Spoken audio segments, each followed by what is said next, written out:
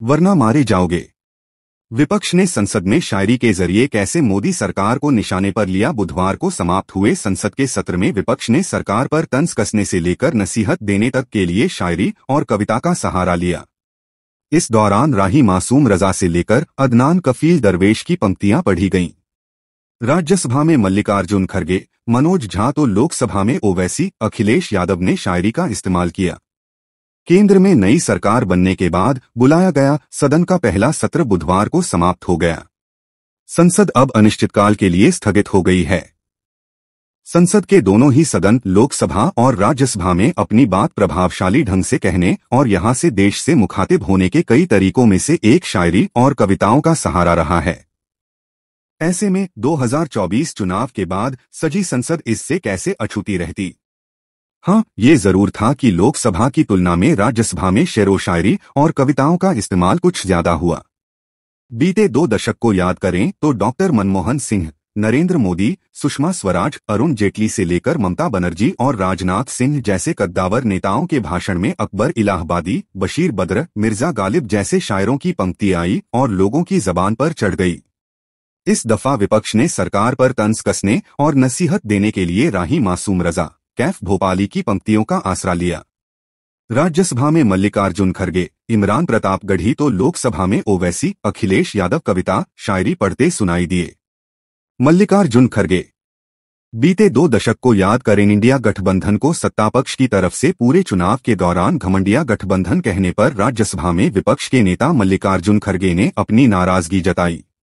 खड़गे ने कहा कि हमको घमंडी कहने वालों का घमंड टूट गया है। पिछली सरकार के 17 मंत्री चुनाव हार गए। किसानों को जीप से रौंदने वाले मंत्री को चुनाव में जनता ने रौंद दिया। खड़गे ने अपनी इस बात को और मजबूती देने के लिए एक शेर पढ़ा। शेर कुछ यूं था कि कभी घमंड मत करना, तकदीर बदलती रहती है, बटा शीशा वहीं रहता है, बस तस्वीर बदलती रहती है। प्रधानमंत्री की ओर से लोकसभा चुनाव के दौरान घुसपैठिए और मुजरा जैसे शब्दों के इस्तेमाल का जिक्र जब कांग्रेस अध्यक्ष खड़गे सदन में करने लगे तो सभापति जगदीप धनखड़ से उनकी तीखी नोकझोंक हो गई। खड़गे अखबारों की कतरन लेकर सदन पहुंचे थे।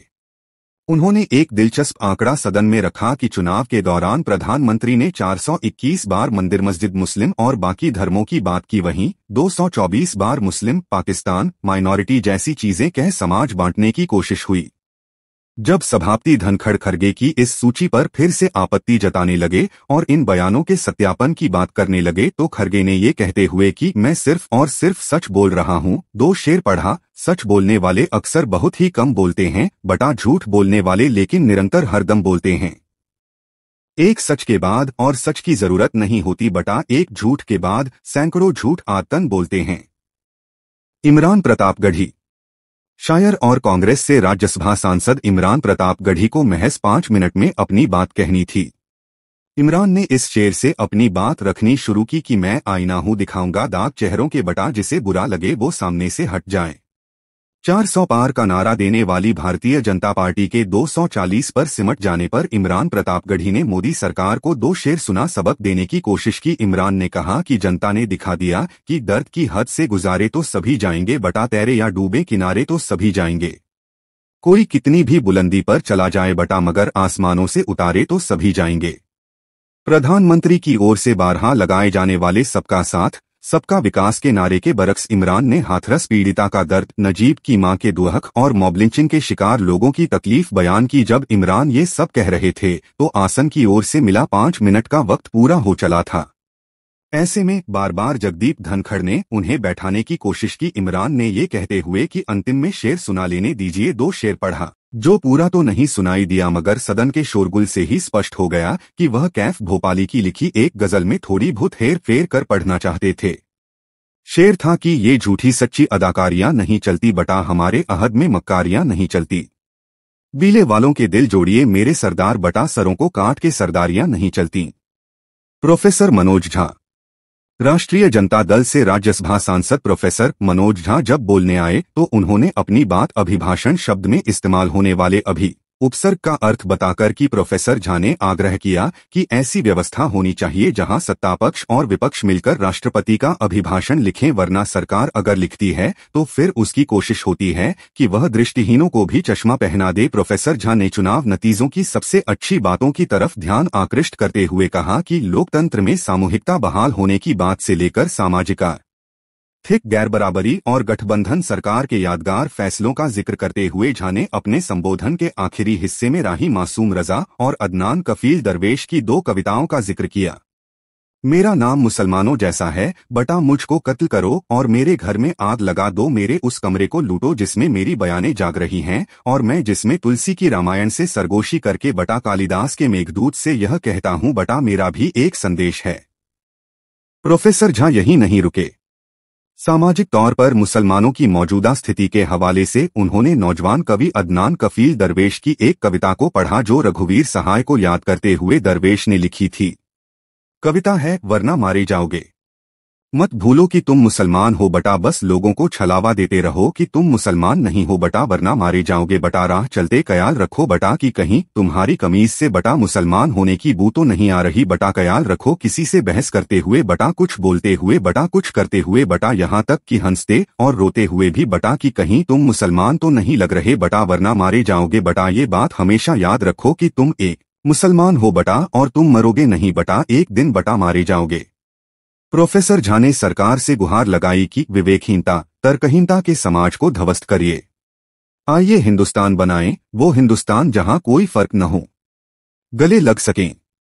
ये नहीं कि चुनावी मंच से कुछ, जमीन पर कुछ। असदुद्दीन ओवैसी।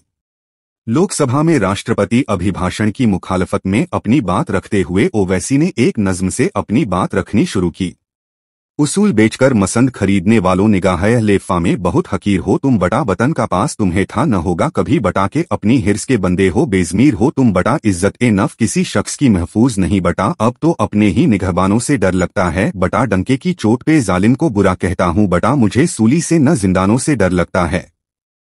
ओवैसी ने मुसलमानों की बात करते हुए कहा कि मैं उनकी तरफ से बोल रहा हूँ जो दिखते तो हैं, जिनके बारे में बात तो होती है, लेकिन उनकी कोई नहीं सुनता। ओवैसी ने 14% आबादी वाले मुसलमानों की लोकसभा में सिर्फ 4% भागीदारी पर दुख जताया और कहा कि ओबीसी समाज के सांसदों की संख्या अब ऊंची जातियों के सांसदों के बराबर हो गई है, लेकिन मुसलमानों के प्रतिनिधित्व की कोई बात नहीं कर रहा।